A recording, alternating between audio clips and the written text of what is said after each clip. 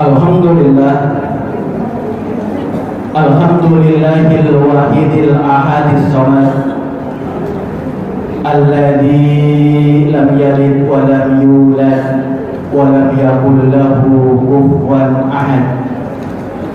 Ahmaduhu subhanahu wa ta'ala wa askuruh wa usni alaihi wa nukabbiruh wa nastahdihi wa nastaghfiruh wa nusalli wa nusallim Muhammadin sallallahu alaihi wasallam wa ala alihi wa ashabihi wa man da'a bi da'watihi wa iqtada bi sunnatihi ila yaumil la raiba fihi. A'udzu billahi minasy syaithanir rajim. Bismillahirrahmanir rahim. Ya ayyuhalladzina amanu taqullaha haqqa tuqatih wa la tamutunna illa wa antum muslimun. Rabbi shrah li sadri wa yassir li amri wahlul 'uqdatam min lisani yafqahu qawli. Uhayyikum bi tahiyatul Islam, tahiyatul mubarakah, tahiyatul bil ahlil jannah. Assalamualaikum warahmatullahi wabarakatuh.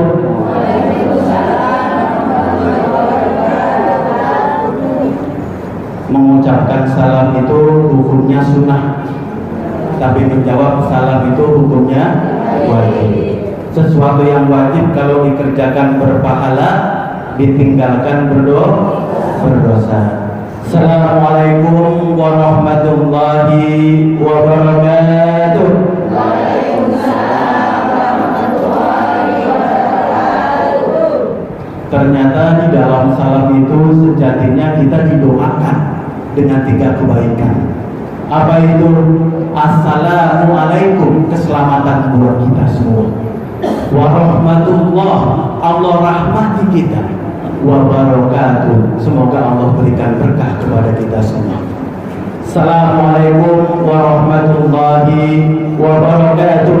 Waalaikumsalam warahmatullahi wabarakatuh. Alhamdulillahirabbil alamin. Pertama dan paling utama, mari senantiasa kita panjatkan puja serta syukur kehadirat Allah Subhanahu wa taala. Rabbi Rabbukum Rabbus samawati wal ard. Tuhanku, Tuhan kita semua dan Tuhannya alam semesta, yang senantiasa mengizinkan kita untuk beraktivitas, untuk bekerja, untuk beramal, untuk beribadah di buminya Allah. Dan insya Allah dengan kerja, amal dan ibadah itu menjadi bekal kita menghadap Allah Subhanahu wa taala. Salawat serta salam kita haturkan kepada baginda Nabi besar Muhammad sallallahu alaihi wasallam, uswah dan teladan buat kita semua yang insya Allah telah membimbing kita semua kepada siratal mustaqim.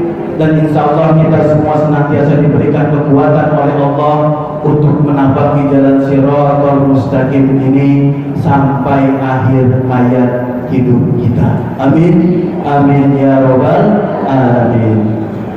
Alhamdulillahirabbil alamin. Pertama saya ucapkan hormat dan takzim kepada Ketua DKM Pak Ustadz Maman yang hadir juga pada kesempatan kali ini, juga kepada Ketua Majelis Taklim Ibu-Ibu Raudatul Jannah beserta semua pengurusnya, jajarannya, dan juga ibu-ibu sekalian yang hadir pada kesempatan kali ini.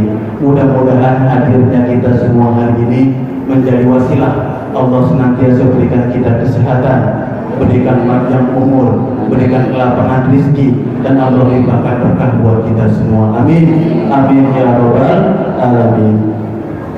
Ibu-ibu yang dirahmati Allah Subhanahu wa taala, hari ini agak singkat kita coba akan kupas, kita bahas, kita pelajari bagaimana cara membentuk keluarga yang sakinah, mawadah, dan warahmah. Mudah-mudahan cukup waktunya.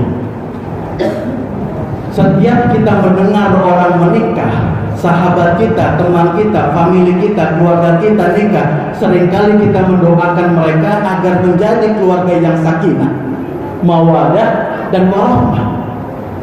Nah, sudahkah kita paham apa makna sakinah, mawaddah dan warahmah itu sendiri? Maka sebelum sampai kepada tahapan di sana, bagaimana membentuk keluarga yang sakinah, mawaddah, warahmah, maka kita harus pelajari terlebih dahulu apa itu hakikat pernikahan dan apa tujuan dari pernikahan itu sendiri. Saya yakin yang hadir semua hari ini sudah berumah tangga, sudah berkeluarga, sudah nikah. Ada yang belum nikah, Bu? Yang di sini ada kira-kira? Mayoritas kita atau semua kita sudah menikah.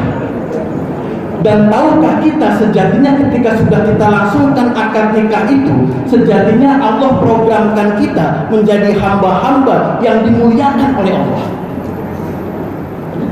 Jadi orang yang sudah melangsungkan pernikahan, sudah punya rumah tangga, sudah punya keluarga, maka sejatinya Allah ingin muliakan kita. Ini kita semua hadir hari ini nih, dimuliakan oleh Allah, diprogramkan agar menjadi mulia di hadapan Allah. Karena apa?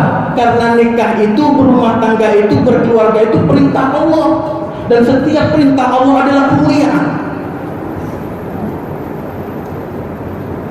Jadi karena dia perintah Allah maka bernilai ibadah, dan setiap ibadah membawa kemuliaan buat hamba-hamba Allah.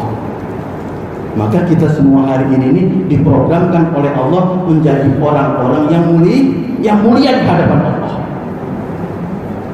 Karena di dalamnya ada ibadah, dan sejatinya berumah tangga, berkeluarga, nikah itu adalah ibadah. Jadi jangan ada dikotomi. Kalau kita nyuci piring di dapur, nyuci di kamar mandi, bersih-bersih rumah, itu bukan ibadah. Ibadah cuma sholat, zakat, sahur, haji, bukan. Nikah itu ibadah. Bahkan nikah itu ibadah terpanjang di dalam Islam. Kalau orang sholat, satu kali sholat, satu waktu dia sholat, paling berapa menit kira-kira, Bu? Berapa menit kira-kira? Sholat asar nanti nih 4 rakaat, berapa menit kira-kira kita? Paling antara 5 menit, 10 menit. 10 menit kalau di masjid jamaah. Kalau di rumah bahkan kurang dari 5 menit. Ya, Bu. Puasa Ramadan berapa lama? 30 hari, 1 bulan. Lepas itu nggak ada puasa lagi kecuali puasa sunnah. Haji 30-40 hari ada waktunya. Tapi berkeluarga, berumah tangga, nikah kita ibadah yang sangat panjang sampai akhir hayat kita. Maka Allah ingin muliakan kita dengan semua ini, dengan ibadah ini, agar kita semua mendapat bekal kita cukup di hadapan Allah. Karena apa? Setiap aspek kehidupan kita dalam rumah tangga bernilai ibadah. Karena kalau cuma sekedar nikah itu gampang nggak? Ini yang perlu kita pahami, tujuan nikah itu apa? Kalau cuma sekedar nikah, gampang atau sulit kira-kira? Asal kita punya pasangan, asal kita punya saksi, asal kita punya wali, asal kita punya mahar, jadi itu nikah. Bahkan harta sekalipun nggak punya dana, nggak punya uang, nggak punya materi, masih bisa tuh nikah massal, gitu. Jadi kalau cuma sekedar nikah saja mudah. Tapi masalahnya, tahukah kita apa tujuan kita nikah itu? Dan nanti ini menentukan menjadi landasan kita, apakah keluarga kita bisa menjadi keluarga sakinah, mawaddah, warahmah, tergantung apakah kita paham tujuan kita menikah. Maka kalau di dalam Islam itu di tahap-tahap awal saja orang akan melangsungkan nikah, paling sedikit ada 4 kriteria yang harus kita pahami sebagai calon kita, entah suami kita, entah istri kita. Apa 4 kriteria itu? Pilihlah calon pasanganmu dengan 4 kriteria apa aja itu? Kecantikannya, keturunannya, hartanya, dan agamanya. Tapi kata Rasul, pilihlah yang keempat agamanya agar engkau selamat dunia dan akhirat. Nah sekarang berapa banyak orang-orang ketika melangsungkan pernikahan atau anaknya dinikahkan, yang dilihat yang apa kira-kira? Dari 1, 2, 3, 4 Yang mana dilihat? Kebanyakan kita bahkan nggak melihat yang keempat, nggak lihat yang keempat. Kalau anak kita bilang nih ke orang tuanya, "Mah, saya udah punya calon," biasanya ibu tanya apa pertama kali, Bu? Hah? Kalau anak kita perempuan nih bilang ke ibunya, "Mah, aku udah punya pasangan," terus yang pertama kali kita tanya pertama kali apa kira-kira, Bu? Kerja apa? Kerja penganggur.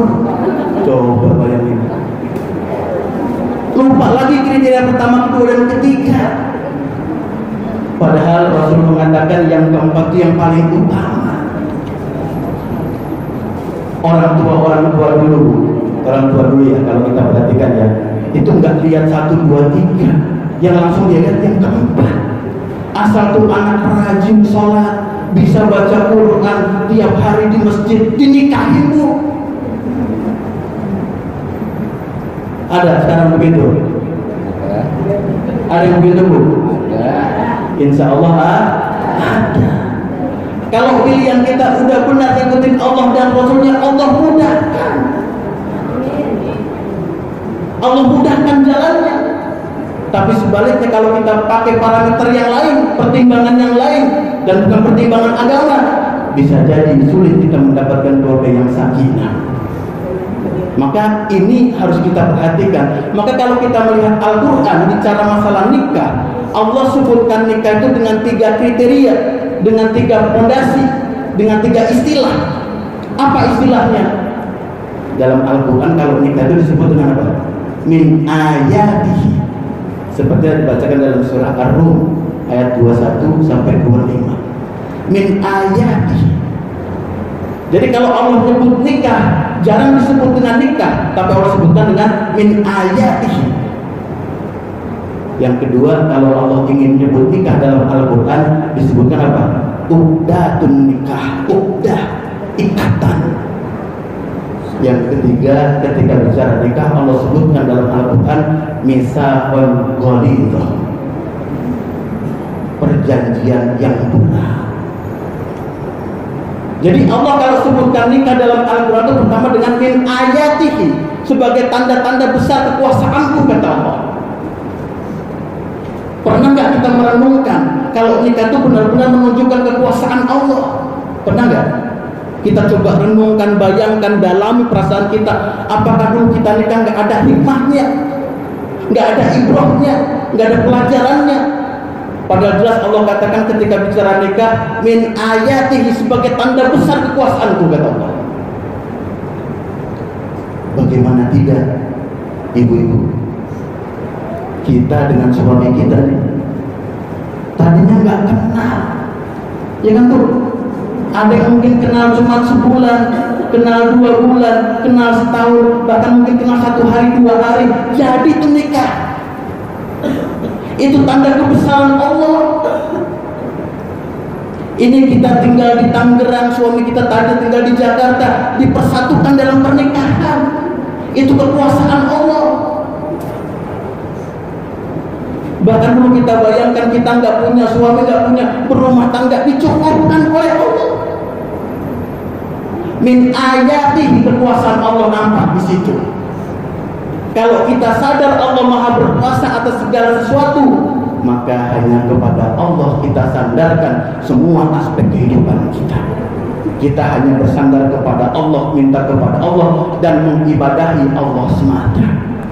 Itu esensinya, min ayatihi, tanda-tanda besar kekuasaan Allah, agar kita sadar yang besar hanya Allah, lalu kita tundukkan diri kita serendah-rendahnya di hadapan Allah. Kita hanya minta kepada Allah Sang Khalik, bukan kepada makhluk.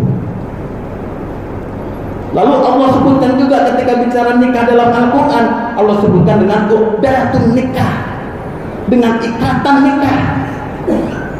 Ini istilah ini perlu dipahami agar mudah kita membentuk keluarga yang sakinah, mawaddah dan warahmah. Karena tanpa kita pahami ini, berat dan sulit buat kita membentuk keluarga yang sakinah. Yang kedua, Allah sebutkan dengan uqdatun nikah. ikatan yang kuat, perjanjian yang kuat. Karena ketika ijab kabul dilaksanakan, saya terima nikahnya fulan binti si fulan dengan mas kawin ini dan itu tunai, maka detik itu juga dia telah berjanji kepada siapa? Bukan kepada makhluk, bukan kepada pasangannya, bukan kepada istrinya, bukan kepada suaminya, tapi dia berjanji kepada Allah.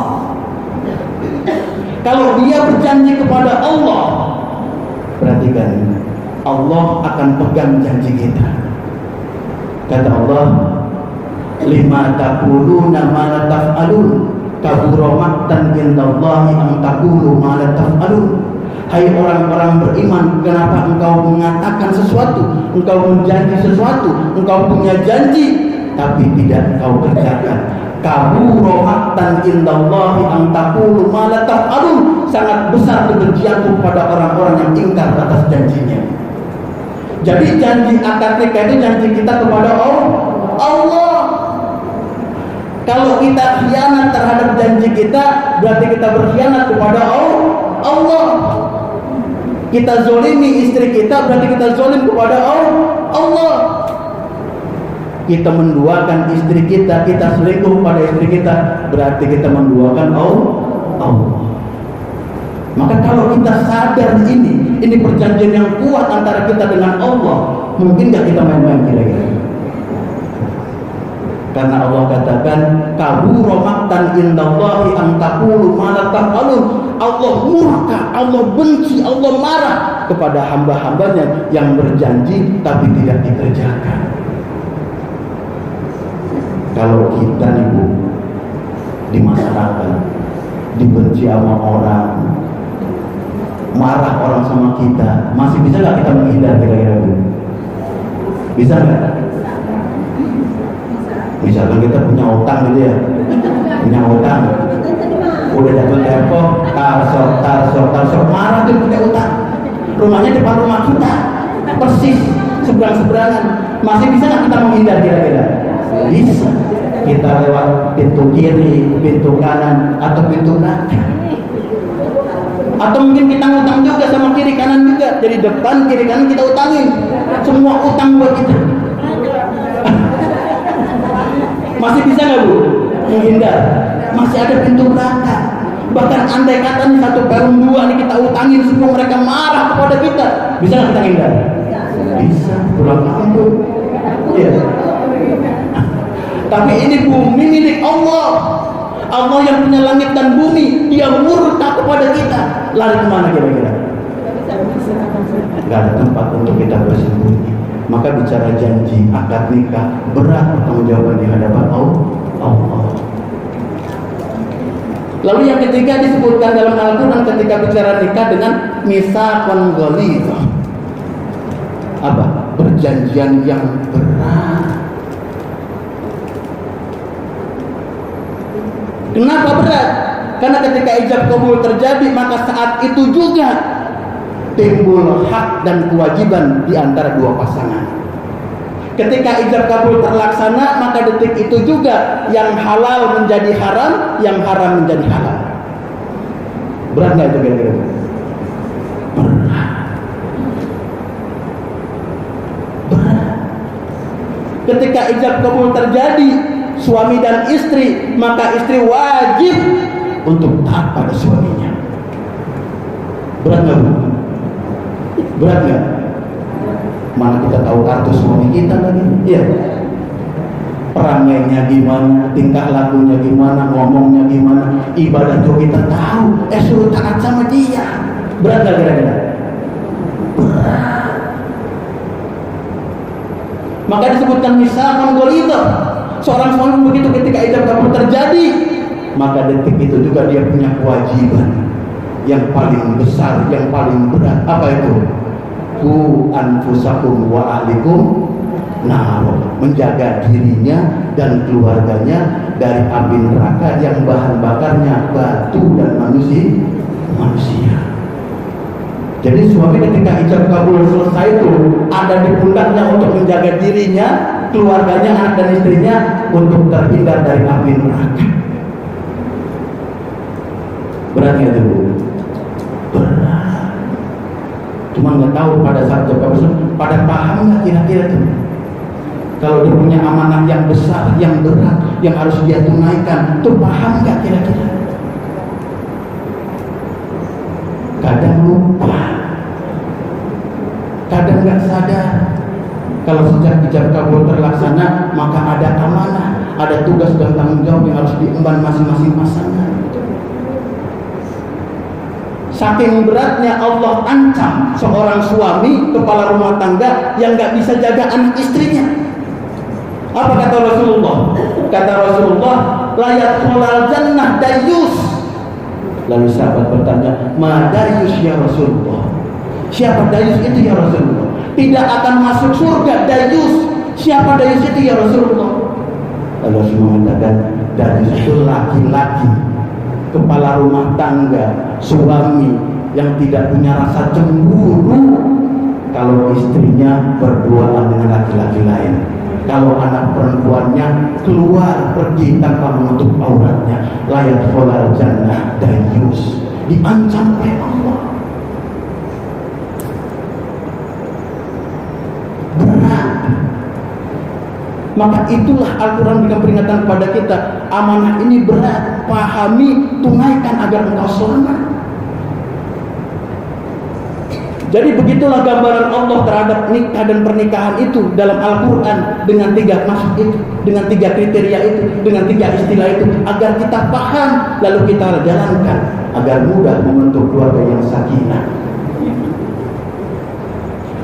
Lalu apa sih tujuan kita nikah? Coba yang paling ulama nikah berapa tahun kira-kira? Ada berapa tahun kira-kira? 25?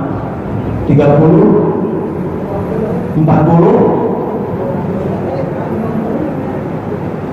rata-rata sekitar 25-30 lah kira-kira ya. Ya Bu ya. 25 tahun, 30 tahun kita nikah. Terus sekian lama itu sudah pahamkah kita apa tujuan kita nikah itu? Udah paham belum kira-kira Bu? Untuk apa kita nikah? Ada yang bilang untuk punya keturunan, ada yang bilang punya tujuan menyatukan 2 keluarga besar, ada tujuan yang mungkin punya kendaraan, punya rumah, punya materi. Ada tujuan lain kira-kira tujuan nikah itu selain itu semua?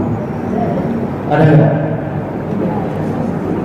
Nah ini yang harus kita pahami agar mudah kita membentuk keluarga yang sakinah, mawaddah dan warahmah. Kalau ada orang sepanjang umurnya, kalau dia berdoa kepada Allah, ya Allah berikan rizki, berikan rizki, berikan rizki, berikan rizki, maka bisa dipastikan tujuan orang ini hidup untuk mendapatkan rizki. Ya Allah berikan aku kesehatan, kesehatan sepanjang umurnya, minta kesehatan, kesehatan, kesehatan, bisa dipastikan tujuan dia hidup minta diberi sehat. Tapi perhatikan ketika Rasul mendengar sahabatnya nikah, atau Rasul menghadiri langsung sahabatnya nikah, apa yang didoakan oleh Rasulullah. Dan doa ini menjadi tujuan dari pernikahan. Dijelaskan dalam hadis riwayat Abu Dawud nomor 2130. Rasul kalau hadir dalam majelis-majelis pernikahan sahabatnya, atau dia mendengar tidak bisa hadir, dia berdoa. Apa doanya? Barakallahu laka, barakallahu alaika, wa jama' bainahuma bil khair. Dan inilah sejatinya tujuan dari pernikahan. Apa maknanya? Barakallahu laka, ya Allah berikan berkah kepada mereka. Barakallahu laka, barakallahu alaika, dan berkahkan berkah kepada mereka semua. Wa jama' bainahuma bi khair, dan masukkan mereka dalam kebaikan. Jadi jumhur ulama sepakat berdasarkan hadis ini, tujuan nikah cuma satu, agar kita yang nikah mendapatkan berkah, agar yang menikah itu mendapatkan bukan berkat nih, berkah, jangan sampai salah. Berkat yang dibagiin ini nih, berkah. Mendapatkan berkah. Jadi segala persiapan kita untuk nikah sampai kita melangsungkan pernikahan, tujuannya agar Allah limpahkan berkah kepada kita semua. Tidak ada yang lain. Tujuannya untuk mendapatkan berkah. Dan perhatikan dalam surat Al-Araf, surat 7 ayat 96, dijelaskan bagaimana cara mendapatkan berkah itu. Jadi secara tidak langsung Allah mengajarkan kepada kita, kamu nikah itu untuk mendapatkan berkat, dan berkat itu hanya didapatkan kalau engkau melaksanakan surah Al-Araf ayat 96. Apa firman Allah di situ? Walau anna ahlal qura amanu wa taqaw la fatahna alaihim barakatun minas sama wal ard. Andai penduduk satu negeri beriman dan bertakwa kepada Allah, Allah timpakan berkah dari langit dan bumi.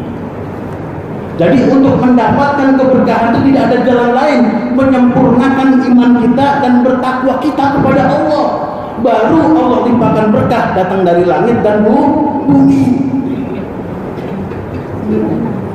96 ya, surat 7 ayat 96. Walau anna ahlal qura, andai penduduk negeri beriman dan bertakwa kepada Allah, Allah limpahkan berkah dari langit dan bumi. Jadi secara tidak langsung kita diajarkan oleh Allah, kamu nikah itu untuk menyempurnakan iman, lalu meningkatkan ketakwaan. Maka benar hadis Rasulullah, orang kalau menikah itu menyempurnakan setengah dinnya. Karena ternyata tujuan dari nikah itu menyempurnakan keimanan kita. Nah, sampai sini udah paham belum kira-kira tuh? Kalau kita nikah tuh bukan cuma sekedar nyatuin dua keluarga, bukan cuma sekedar kita dapat keturunan, bukan. Yang esensi dari pernikahan kita agar kita makin sempurna imannya, makin kokoh juga kita ketakwaan kita kepada Allah. Itu yang disebut dengan nikah dan tujuannya. Ibu dirahmati Allah Subhanahu wa taala, dalam pernikahan yang sudah kita arungi sama-sama, sudah kita jalani sekian puluh tahun, banyak nggak cobaannya, Bu? Banyak nggak musibah dan ujiannya? Banyak nggak cobaan-cobaan dan rintangannya? Banyak, dan teramat banyak. Tapi pernah kita sadari nggak? Sudah sebandingkah ujian kita, musibah kita, bencana kita, cobaan yang kita terima dibandingkan keluarga para nabi dan rasul? Pernah nggak bayangkan, Bu? Nabi Lut itu dakwah sekian ratus tahun ditinggalkan oleh istrinya. Berarti kan Nabi Lut berdakwah, yang ninggalin bukan orang sekitarnya, yang ninggalin istrinya, pasangannya yang meninggalkan dia. Nabi Nuh alaihissalam berdakwah 950 tahun ditinggalkan anak dan istrinya. Coba, kita belum ditinggalkan keluarga kita. Paling ujian apa kira-kira, Bu? SPP 2 bulan, gitu betul? Ya paling begitu ujiannya. Ini para nabi dan rasul ujiannya berat. Nabi Ibrahim alaihissalam yang menentang dia, yang meninggalkan dia, justru ayahnya Azar. Ya, sampai dia dilempar kobaran Nabi, sampai Allah berfirman, ya nar kunni bardan wa salamun ala Ibrahim. Wahai api, dinginlah engkau, selamatkan Ibrahim. Jadi ujian-ujian rumah tangga yang kita hadapi hari ini belum sebanding dengan para nabi dan rasul. Dan harus kita pahami, setiap rumah tangga, setiap keluarga memang sudah ditakdirkan oleh Allah akan datang ujian-ujian, musibah-musibah, bencana-bencana. Karena memang setan itu menggoda kita yang paling besar, yang paling banyak, yang paling tinggi intensitasnya ketika kita sudah berumah tangga. Kan pernah diceritakan dalam hadis Rasulullah riwayat Muslim, ada dua setan menghadap iblis. Iblis itu komandannya setan. Iblis yang pertama berkata, aku telah menggoda manusia untuk minum minuman keras, untuk berjudi, untuk berzina, untuk membunuh, dan semua godaanku berhasil dan mereka mengerjakan kemaksiatan itu. Lalu iblis diam. Lalu setan yang kedua bicara kepada panglimanya, aku telah menjadikan rumah tangga si fulan itu berselisih, bertengkar, cekcok sampai akhirnya mereka pisah. Maka kata iblis, tidak ada perkara yang paling baik kecuali ini. Jadi bagi setan itu yang paling prioritas buat dia, yang digoda itu adalah keluarga-keluarga, orang-orang dalam rumah tangga, orang-orang yang sudah nikah, digoda oleh iblis sedemikian rupa. Karena orang kalau cuma sekedar dia homer, minum minuman keras, kerugian buat siapa? Buat dia sendiri. Kalau orang judi kalah mungkin puluhan juta, yang rugi dia sendiri. Tapi ketika rumah tangga pecah, pisah suami dan istri, pisah anak-anaknya, yang dirugikan banyak orang. Maka setan iblis itu prioritasnya menggoda manusia yang sudah berumah tangga. Itu mesti dipahami terlebih dahulu. Nggak mudah menjalankan rumah tangga itu. Karena apa? Jadi prioritas buat iblis dan setan untuk menggoda kita. Dan perhatikan cara iblis dan setan menggoda kita berbeda-beda. Kalau iblis ingin menggoda orang yang belum nikah, sama nggak dengan orang sudah nikah kira-kira? Sama tidak setan kalau menggoda manusia yang sudah nikah dengan yang belum nikah? Caranya sama atau beda kira-kira? Kau tahu Bu?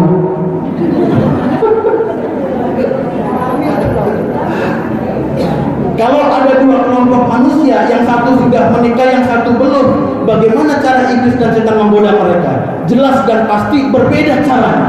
Perhatikan caranya. Kalau orang belum nikah, masih lajang, mungkin baru pacaran, maka godaan setan menjadikan segala sesuatu indah dalam pandangan mereka. Perhatikan. Orang kalau masih lajang, belum nikah, pacaran dia, setan jadikan segala sesuatu indah dalam pandangan mereka. Sampai akhirnya mereka terjerumus dalam kemaksiatan. Perhatikan. Jadi orang kalau belum nikah, apa saja dibikin indah, dibikin bagus, dibikin murah, dibikin penasaran, sampai mereka terjerumus kepada kemaksiatan. Tapi perhatikan kalau dia menggoda manusia yang sudah berumah tangga. Perhatikan. Kalau setan menggoda orang sudah berumah tangga, dijadikan segala sesuatu buruk dalam pandangan mereka. Bisa dipahami dulu. Kalau orang belum nikah, digoda agar semua pandangan itu menjadi indah. Tapi kalau sudah rumah tangga, semua pandangan kita buruk terhadap pasangan kita. Merasa nggak Bu? Merasa nggak? Sampai akhirnya tanpa kita sadar berpisah kita.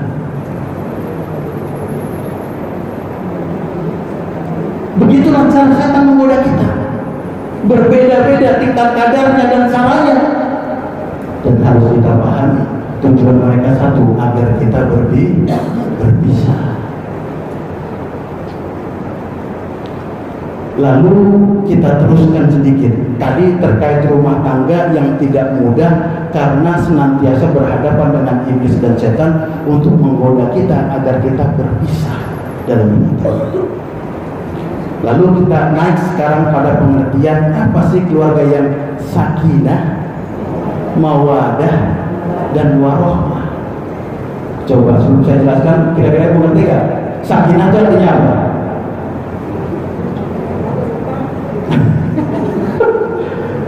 Kan sering tuh.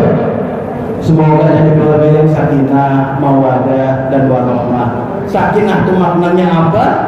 Warahmah artinya apa? Terus mawadah artinya apa? Apa coba kira-kira Bu? Sakinah dulu. Sakinah artinya apa? Hah? Litaskunu ilaiha. Sakana yaskunu sakinah. Artinya apa? Sakana itu artinya tenang. Jadi sakana, sakinu, sakinatan artinya tuh diam, stop, berhenti, tenang gitu. Nah surah Ar-Rum surah 30 ayat 21 itu sakinata dinisbatkan kepada, dihitopkan kepada laki-laki, kepada suami yang baru menikah, hitopnya kepada laki-laki. Litaskunu ilaiha, hitopnya kepada laki-laki. Artinya apa? Laki-laki itu kalau sudah menikah itu disuruh sakinah, suruh diam, suruh stop, suruh berhenti, suruh tenang. Tenang apain? Pandang istrinya saja. Gitu maksudnya. Jangan tengok kiri, tengok kanan. Itu namanya sakinah. Nah ini menjadi fondasi dasar agar istrinya sakinah, keluarga sakinah bermula dari suami. Dia harus berhenti, dia harus stop, dia harus tenang, pandang istrinya saja. Bukan pandang yang lain. Kalau dulu masih lajang boleh dia lihat kiri kanan. Sekarang sudah berumah tangga, istrinya saja yang harus dia lihat. Jadi sakinah ini menjadi dasar agar kita diberikan Allah nantinya mawadah dan warahmah. Landasannya adalah sakinah. Harus tenang terlebih dahulu. Dan kata para ulama, untuk mendapatkan ketenangan, pertama dimulai dari suami. Yang kedua, harus ada sarana, harus ada tempat.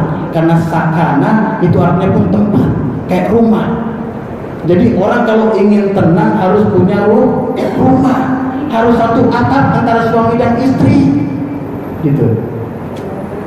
Kalau bukan karena faktor yang mendesak, jangan sampai berumah tangga pisah antara istri dengan suami. Suaminya di Jakarta, istrinya di Cirebon misalkan, atau suaminya di Surabaya, istrinya di Palembang.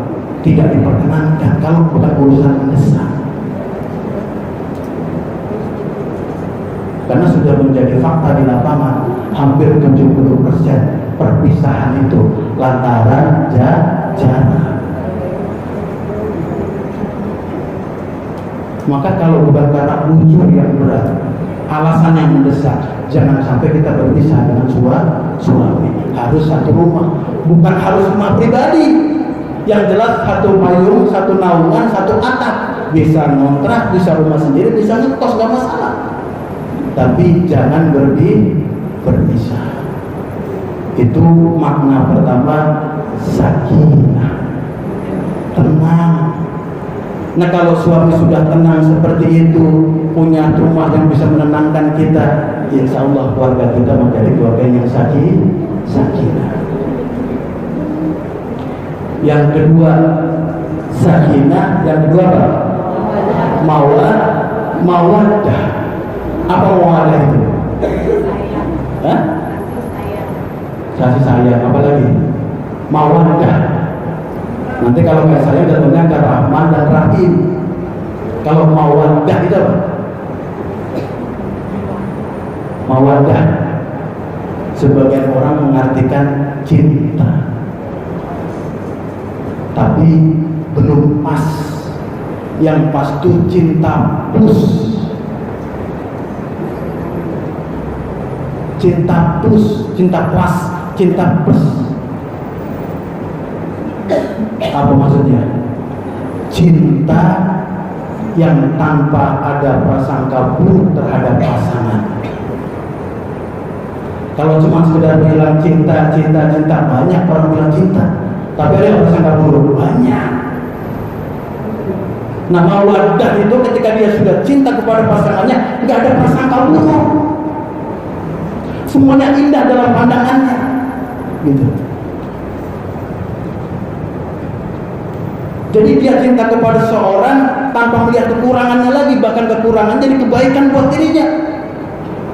Itu yang disebut dengan mawaddah. Sudah begitu belum cinta kita kepada suami kira-kira, Bu? Sudah itu belum kira-kira, Bu? Atau kalau suami kita mau dinas luar kota 2 bulan, ada nggak prasangka buruk kadang-kadang kita, Bu? Ada. Mawaddah itu cinta tanpa ada prasangka buruk, bahkan keburukan pada pasangan kita menjadi kebaikan buat kita. Kemudian yang ketiga, warahmah. Apa warahmah itu? Warahmah itu apa? Rahmah itu bolehlah kalau diartikan kasih sayang. Padahal artinya rahmah itu rahman.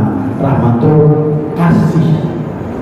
Rahim baru sayang. Jadi rahman, rahim, kasih sayang. Gitu. Jadi kalau kita mengartikan kasih sayang, bolehlah. Jadi artinya apa? Orang sudah nikah itu dia rela mengasihi apa saja kepada pasangannya karena dia sayang. Dia kasih hartanya, dia kasih waktunya, dia kasih pikirannya karena dia sayang kepada pasangannya. Dan Allah pun punya sifat Ar-Rahman dan Ar-Rahim. Ar-Rahman Maha Pemberi, Ar-Rahim Maha Penyayang. Maha Pengasih dengan Maha Penyayang. Beda artinya, Bu? Ar-Rahman, Ar-Rahim. Maha Memberi sama Maha Sayang. Beda nggak? Beda. Jadi kalau Allah sebagai Ar-Rahman, Maha Pengasih, Maha Memberi, Allah bisa kasih apa saja nikmat kepada semua orang, nggak pandang orang itu beriman atau tidak beriman. Allah tetap berikan orang itu nafas, berikan kesehatan, berikan kekuatan, berikan materi, berikan rumah, berikan kendaraan tanpa melihat dia beriman atau tidak. Allah Ar-Rahman. Tapi kalau Allah Ar-Rahim, Allah Maha Sayang, sayang Allah hanya diberikan kepada orang-orang beriman. Perhatikan. Begitupun kita dalam rumah tangga. Kita Rahman dan Rahim boleh kepada istri kita, tapi jangan dibalik. Jadi kalau kepada istri kita, harta kita kasih, perhatian kita kasih, pikiran kita kasih, harta, materi, perhiasan, tapi sayang kita kasih kepada orang lain, itu yang nggak boleh. Jadi kalau bicara kasih sayang, maka itu pengorbanan kita. Kita siap memberikan apa saja kepada orang yang kita sayangi. Jadi itu makna sakinah, mawaddah, dan warahmah. Lalu bagaimana cara menggapai keluarga yang sakinah, mawaddah, dan warahmah itu? Ternyata caranya, Bu, simpel, padat, enggak banyak, cuma 3 syaratnya. Syarat mendapatkan sakinah, mawaddah, dan warahmah cuma 3. Apa 3 itu? Pertama, ikhlas. Yang kedua, sabar. Yang ketiga, syukur. Perhatikan, Bu. Untuk mendapatkan keluarga yang sakinah itu cuma 3 syaratnya. Ikhlas, sabar, dan syukur. Nah, udah belum tuh kira-kira lagu itu, 3 itu. Kan sering kita dengar tuh, yang ikhlas ya, yang ikhlas ya. Udah ikhlas belum kira-kira, Bu? Hah? Udah ikhlas belum? Kan sering tuh kalau kita ditimpa ujian, musibah, kehilangan sesuatu, saudara kita bilang, ya udah yang ikhlas, nanti juga dibalas lagi dengan balasan yang terbaik. Sering kita dengar begitu, Bu. Nah, pertanyaannya udah ikhlas belum kira-kira kita, Bu? Udah ikhlas belum kira-kira?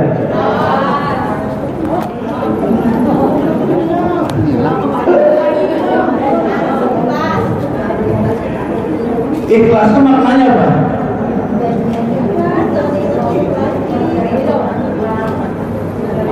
Ikhlas itu hanya ditujukan segala satu aktivitas, amal kita, perbuatan kita hanya kepada Allah. Itu namanya ikhlas.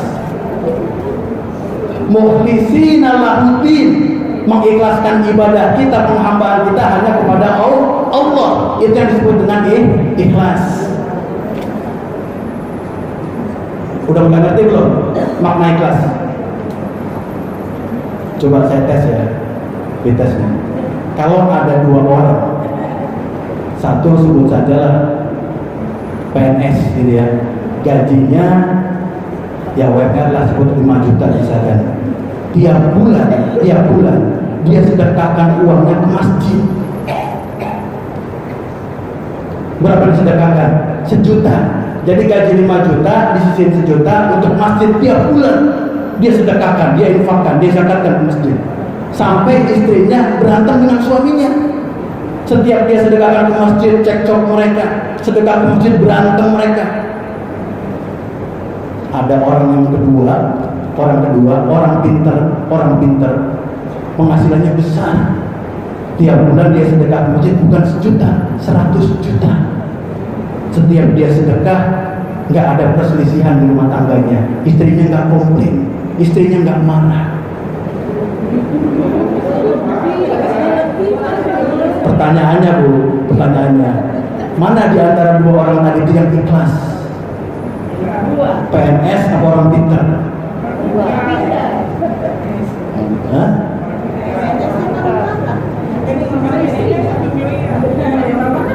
Bisa dipahami nggak pertanyaannya nih?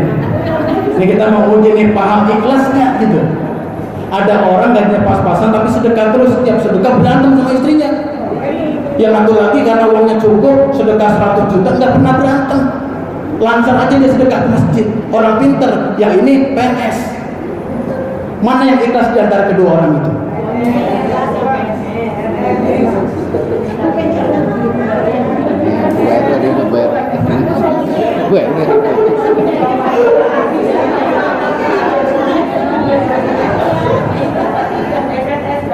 Tadi ikhlas itu kan definisinya apa? Menunjukkan segala aktivitas kita, perbuatan kita, amal kita hanya Allah semata. Mana yang ikhlas di antara dua orang itu? PNS atau orang pintar? Jawabannya PNS.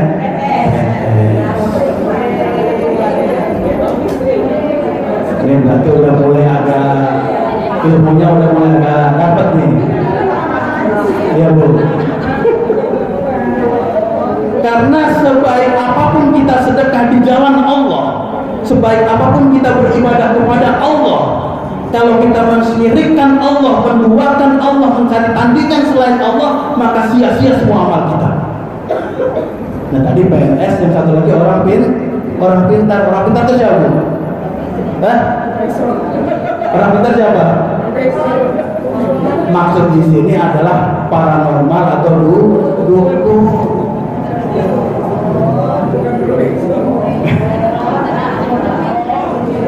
Jadi kalau kita sedekahkan harta kita di jalan Allah, sudah keluar uang kita, tapi kita ada grundel, ada kayak nggak ikhlas kayaknya gitu ya, tetap ikhlas mata Allah.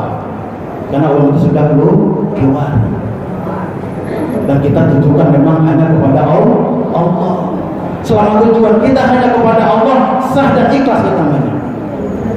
Tapi kalau berapa besar uang sedekah kita, tapi kita ibadah bukan kepada Allah, tertolak di hadapan Allah. Lain asrofta layahbatona a'maluka lanakunana minal khosirin. Barang siapa beramal bukan karena Allah, tertolak semuanya. Bahkan seperti debu yang tertiup oleh angin kencang. Jadi pertama, syarat untuk mendapatkan sakinah, mawaddah, warahmah, ikhlas. Kalau kita jalankan rumah tangga kita hanya kepada Allah tujuan kita, tenang nggak kita hidup kira-kira? Tenang nggak kira-kira? Kenapa sekarang kita masih berat, masih sulit ketika rumah tangga? Karena bisa jadi kita masih mengharapkan pujian orang lain, masih bersandar kepada orang lain, masih bertumpu bantuan-bantuan makhluk. Padahal segala sesuatu miliknya Allah. Kalau kita melaksanakan aktivitas pekerjaan lillah karena Allah, ringan kita kerjakan, tenang hati kita. Tapi kalau orang lain tujuan kita, sering kita kecewa. Dan satu lagi, ternyata orang yang ikhlas itu dihindarkan oleh Allah dari godaan setan. Kata Allah, semua manusia akan mudah tunduk kepada godaan setan illa min ibadiyal mukhlisin, kecuali hamba-hambaku yang ikhlas, gitu. Dan tadi sudah kita bahas tuh, ujian orang hidup dalam rumah tangga itu berat. Setan menggoda kita dari kiri dan kanan. Tapi kalau kita ikhlas, dijauhkan dari godaan setan dan iblis. Jadi pertama, ikhlas. Yang kedua, cepat aja nih, waktunya mau habis.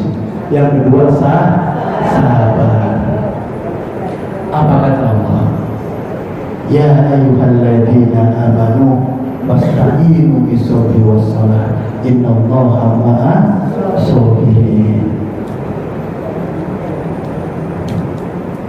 Ma'as sabirin itu artinya Allah akan bersama kita. Kalau kita kemana-mana diantar suami kita, senang gak kira-kira? Senang banget. Pak, mau ke pasar Malabar, anterin yuk. Mau gak, Bu? Hah? Badangan enggak ya?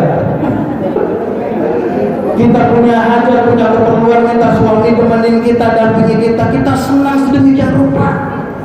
Karena ada yang jaga kita, ada yang ngawal kita, ada yang merhatiin kita. Ini dengan sabar, Allah ma'as sabirin, Allah bersama dengan kita. Kalau Allah sudah bersama dengan kita, ada nggak yang sulit kira-kira? Ada nggak yang susah kira-kira? Ada nggak yang berat kira-kira? Nggak ada, karena Allah bersama dengan kita. Maka Allah perintahkan, ya ayyuhalladzina amanu wasta'inu bis-sabri was-shalah innallaha ma'as sabirin. Aku bersama orang-orang yang sabar. Jadi sabar itu ternyata menjadi kunci agar rumah tangga kita menjadi apa? Sakinah, mawaddah, dan warahmah. Karena perhatikan, sakinah itu miliknya Allah. Yang punya ketenangan siapa? Allah. Yang punya kasih sayang siapa? Allah. Yang punya cinta siapa? Allah. Allah bersama dengan kita. Allah mudahkan segala urusan kita. Karena Allah yang memiliki semuanya. Dan yang terakhir, apa terakhir tadi? Ikhlas, sabar, syukur. Agar diberikan sakinah, mawadah, dan warahmah, maka kita harus pandai bersyukur. Karena syukur itu perintah Allah. Dan orang yang tidak bersyukur, apa konsekuensinya? Kalau orang pandai bersyukur, Allah tambahkan lagi nikmat padanya. Kalau dia kufur, tidak pandai bersyukur nikmat Allah, sesungguhnya azab Allah sangat pedih. Perhatikan. Jadi kita diperintahkan untuk syukur kepada Allah agar Allah tambahkan lagi nikmat kepada kita, kemudahan kepada kita, keberkahan kepada kita. Tapi kalau kita kufur terhadap nikmat Allah, sesungguhnya azab Allah sangat pedih. Maka coba introspeksi. Kalau sering kadang-kadang rumah tangga kita panas suasananya, gersang suasananya, cekcok suasananya, bentrok terus dengan keluarga-keluarga yang lain, perhatikan, bisa jadi syukur kita kurang. Karena ketika kita kufur nikmat, Allah jadikan rumah tangga kita berat, sulit, saling gesekan satu sama lain. Kenapa? Tidak pandai mensyukuri nikmat Allah. Maka tepat kata Rasulullah, ajaban di amril mu'minin, sungguh menakjubkan orang-orang beriman itu.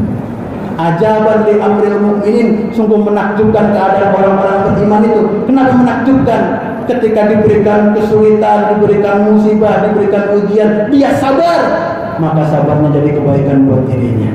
Lalu ketika diberikan kelonggaran, kenikmatan, rezeki dari Allah, dia bersyukur, dengan syukurnya itu pun menjadi kebaikan buat dirinya. Maka orang kalau sudah sabar dan syukur yang dia kerjakan dalam sehari-hari, maka semuanya menjadi kebaikan. Nah, kebaikan itulah yang menjadikan kita mudah mendapatkan sakinah, mawaddah dan warahmah. Amin. Mudah-mudahan kita semua dimudahkan oleh Allah Subhanahu wa taala untuk mendapatkan menjadikan keluarga kita sakinah, mawaddah dan warahmah. Amin. Amin ya rabbal alamin. Yang ada dari Allah, kelemahan, kekurangan, hilafkan sama datang dari saya pribadi. Akhirul da'wana alhamdulillahirabbil alamin. Jazakumullahu khairan katsiran. Assalamualaikum warahmatullahi wabarakatuh.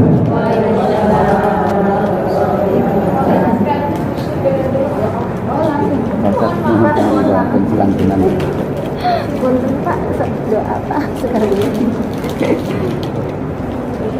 Mari bapak-bapak, ibu-ibu sekalian Allah Subhanahu wa taala, untuk mendapatkan keberkahan dari majelis kita hari ini, sama-sama kita angkat tangan kita munajat kepada Allah Subhanahu wa taala agar segala hajat kita, rencana kita, planning kita dikabulkan oleh Allah Subhanahu wa taala.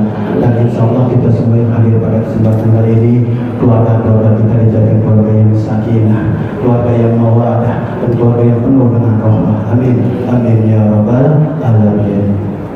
Astaghfirullahaladzim, astaghfirullahaladzim, astaghfirullahaladzim. Allahumma ighfir lil muslimina wal muslimat wal mu'minina wal mu'minat al ahya'i wal amwat innaka qaribun mujibud da'wat ya qadiyal hajat. Allahumma ya muqallibal qulub tsabbit qalbi ala dinik wa ala ta'atik. Rabbana hab lana min azwajina wa dhurriyyatina qurrata a'yun waj'alna muttaqina imama. Rabbana zalamna anfusana wa illam taghfir lana wa tarhamna lanakunanna minal khasirin. Rabbi hab li minas solihin, Rabbi hab li minas solihin, Rabbi hab li minas solihin. Rabbi ighfir li wa li walidayya warhamhuma kama rabbayani shaghira. Allahumma inni a'udzu bika minal hammi wal hazan, a'udzu bika minal azli wal kasal, a'udzu bika minal jubni wal bukhli, a'udzu bika minal khalabati wa khawfil rijal. Ya Allah biha, ya Allah biha, ya Allah biha bi husnil khatimah. Ya Allah biha, ya Allah biha, ya Allah biha bi husnil khatimah. Ya Allah biha, ya Allah biha, ya Allah biha bi husnil khatimah. Allahumma ihdim lana bil iman wa ihdim lana bil ihsan wa ihdim lana bil khair wa ihdim lana bis sa'adah wa ihdim lana bi husnil khatimah. Rabbana atina fid dunya hasanah wa fil akhirati hasanah wa qina adzabannar. Subhanaka rabbika rabbil izzati amma yasifun wa salamun ala mursalin walhamdulillahi rabbil alamin. Assalamualaikum warahmatullahi wabarakatuh.